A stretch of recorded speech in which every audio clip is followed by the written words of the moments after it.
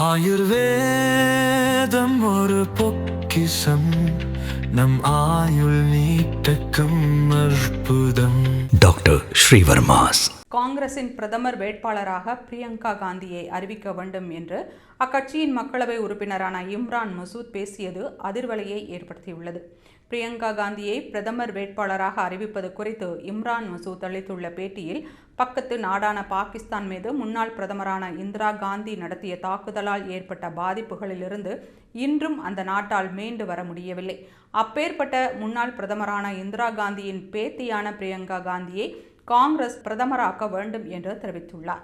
மேலும் பிரியங்கா காந்தி அவரது பாட்டியான இந்திரா காந்தியைப் போல சிறப்பாக செயல்படுவார் என்றும், பிரியங்கா காந்தி எப்படி பதிலடி தரப்போகிறார் என்பது அவர் பிரதமர் ஆன பிறகுதான் அனைவருக்கும் தெரிய வரும் என்றும் இம்ரான் மசூத் கூறினார்.